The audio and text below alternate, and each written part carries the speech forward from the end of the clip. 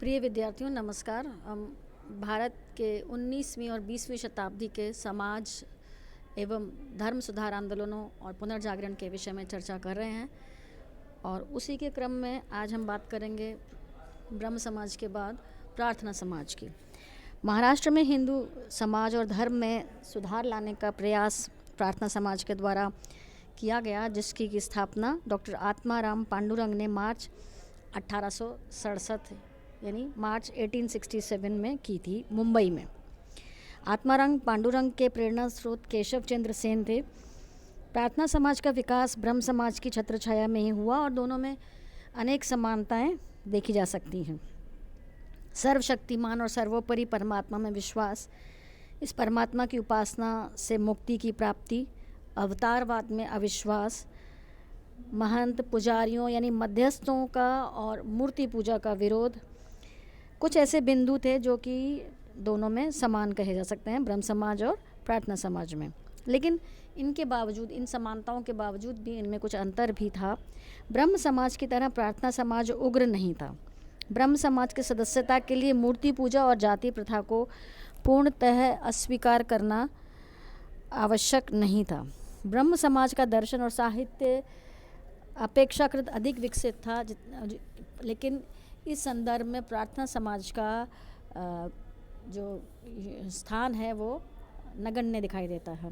प्रार्थना समाज ने जाति व्यवस्था एवं अस्पृश्यता की निंदा की, अंतरजातीय विवाहों को प्रोत्साहित किया और विधवा विवाह को उचित ठहराया।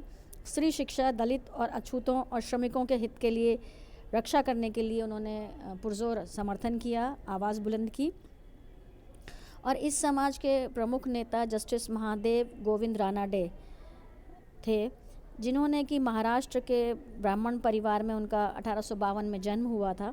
शिक्षा ग्रहण करने के बाद वो वकील बन गए और फिर बॉम्बे हाई कोर्ट के जज भी बने।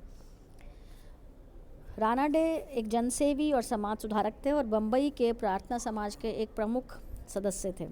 वो विधवा पुनर्विवाह समिति और डेक्कन एजुकेशन सोसाइटी के संस्थापकों में मुख्य थे। उनका विचार था कि पुरानी रूढ़ियों के उन्मूलन से ही नहीं बल्कि रचनात्मक कार्य से समाज की उन्नति संभव है।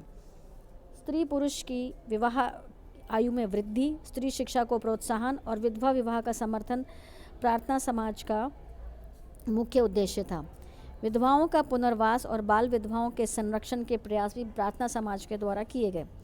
1887 में उन्होंने भारतीय राष्ट्रीय सामाजिक सम्मेलन और 1890 में पश्चिमी भारत के औद्योगिक संघ इंडस्ट्रियल यूनियन की शुरुआत की। उन्होंने भारतीय समाज के पतन के कारणों को रेखांकित करते हुए 4 प्रमुख कारण गिनवाए थे, जिनमें कि था पहला, पृथकता और संकीर्णता का भाव; दूसरा, बाहरी शक्ति के सामने झुकना; तीसरा, जाति के आधार पर भेदभाव यानी जातिगत भेदभाव; इसके अलावा पाप और गलती की उपेक्षा करना और भाग्यवाद के सहारे रहना। तो प्रार्थना समाज के जो सिद्धांत सामने आते हैं उनमें ईश्वर एक है, उसने विश्व को बनाया है, उसकी उपासना से ही लोक और परलोक में सुख मिलता है, उसकी उपासना प्रेम और श्रद्धा से उसका मनन करना है। ईश्वर कभी अवतार नहीं लेता, यानी अवतारवाद के सिद्धांत का खंडन इन्होंने किया और सभी मनुष्य ईश्वर की संतान हैं, अतः भेदभाव किसी भी प्रकार से उचित नहीं है। तो महाराष्ट्र के महादेव गोविंद रानाडे 19वीं शताब्दी के महान सुधारवादी नेता माने जाते हैं और वो इस विचार के थे कि भारतीय जन समुदाय को पश्चिम सभ्यता से जो भी सकारात्मक पक्ष हैं उनको सीखना चाहिए। वे राजा राम मोहन से भी प्रभावित थे और रानाडे को प्रार्थना समाज के मुख्य आधार या एक प्रमुख स्तंभ के रूप में जाना जाता है। अंतरजातीय विवाह का समर्थन करने और ईसाइयों के साथ चाय पीने के कारण उन्हें समाज से बहिष्कृत कर दिया गया और उसका उन्होंने प्रायश्चित भी किया। लेकिन उन्होंने भारत के विकास के लिए आधुनिक भारत में उद्योगों का विकास की पुरजोर वकालत की है और इसी प्रकार हम आगे आर्य समाज और स्वामी दयानंद के विषय में चर्चा करेंगे। धन्यवाद।